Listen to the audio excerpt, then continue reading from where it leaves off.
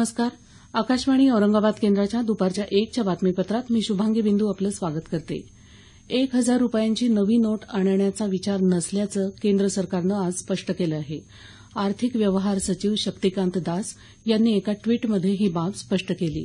500 रुपये आणि त्याहून कमी मूल्याच्या नोटांची निर्मिती आणि पुरवठा करण्यावर सरकारचं लक्ष केंद्रित असल्याचं दास यांनी या ट्वीटमध्ये म्हटलं आहे.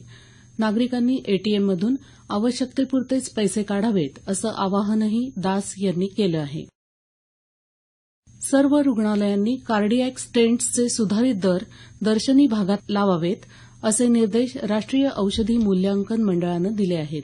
राज्य औषधी नियंत्रकांनाही याबद्दल सूचित करण्यात आलं असून रुग्णालयं या निर्देशाचं पालन करत आहेत अथवा नाहीत ही बाब तपासणी करून कळवण्यास सांगण्यात आलं आहे. सरकारनं या स्टेंट्सच्या किमतीत नुकतीच सुमारे 85% कपात केली आहे.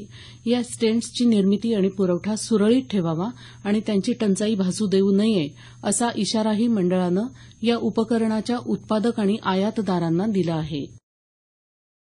मानसिक आजारातून बऱ्या झालेल्या रुग्णांच्या पुनर्वसनाबाबत मार्गदर्शक तत्व जारी करण्याचे निर्देश सर्वोच्च न्यायालयानं केंद्र सरकारला दिले आहेत. उपचारानंतर बऱ्या झालेल्या अशा रुग्णांना घरी परत नेण्यास त्यांचे कुटुंबीयही फारसे उत्सुक नसतात. ही अत्यंत संवेदनशील समस्या असल्याचं सरन्यायाधीश जे.एस. खेहर यांच्या अध्यक्षतेखालील पीठानं नमूद केलं. या रुग्णांना समाजाच्या मुख्य प्रवाहात परत आणण्यासाठी धोरण निश्चित करावं असं न्यायालयानं म्हटलं आहे. यासाठी न्यायालयानं केंद्र सरकारला 8 आठवड्यांची मुदत दिली आहे. बँकांच्या बुडीत कर्जाच्या समस्येवर तत्काळ उपाय करण्याची गरज भारतीय रिझर्व्ह बँकेचे डेप्युटी गव्हर्नर विरल आचार्य यांनी व्यक्त केली आहे. बँकांना दिल्या गेलेल्या अनेक विवेकाधिकारांमुळे या समस्येच्या समाधानासाठी केलेल्या स्वतंत्र प्रयत्नांना यश येत नसल्याचं त्यांनी म्हटलं आहे. औद्योगिक गुंतवणूक वाढवण्यासाठी तसंच अधिक रोजगार निर्मितीसाठी बुडीत कर्जाची समस्या सोडवली पाहिजे असं सांगत रिझर्व्ह बँकेच्या निधी साठ्यातून सरकारी बँकांना निधी देऊ नये असा इशाराही आचार्य यांनी दिला आहे.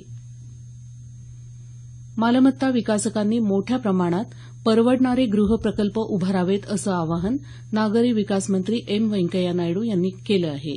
ते काल नवी दिल्लीमध्ये स्थावर मालमत्ता क्षेत्रासंदर्भातल्या एका परिषदेमध्ये बोलत होते.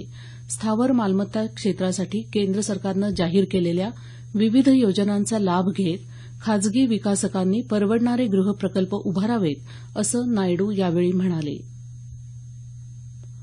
अमेरिकेनं अवैध प्रवाशांना त्यांच्या देशांमध्ये परत पाठवण्याबाबत कडक दिशानिर्देश जारी केले असून अशा लोकांना परत पाठवण्याच्या कामात अधिक गती आणली आहे.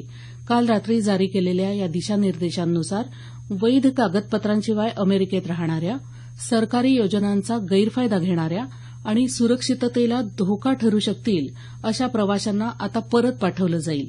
यासंदर्भात नवीन कायदा आणलेला नसून अस्तित्वात असलेल्या कायद्यांचीच कडक अंमलबजावणी सुरू करण्यात आली आहे. केंद्रीय माध्यमिक शिक्षण मंडळाच्या 10वी आणि 12वीची परीक्षा देणाऱ्या मधुमेहानं ग्रस्त असलेल्या विद्यार्थ्यांना आता परीक्षेदरम्यान आहार घेण्याची परवानगी देण्यात आली आहे.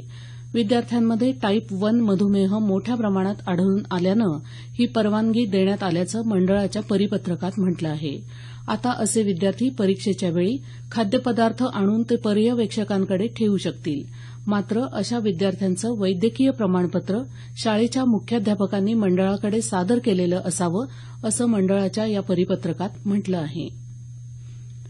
रवांडा आणि युगांडा या पूर्व आफ्रिकी देशांच्या 5 दिवसांच्या आपल्या दौऱ्यामध्ये उपराष्ट्रपती मोहम्मद हमीद अन्सारी युगांडाची राजधानी कंपाला इथं पोहोचले आहेत.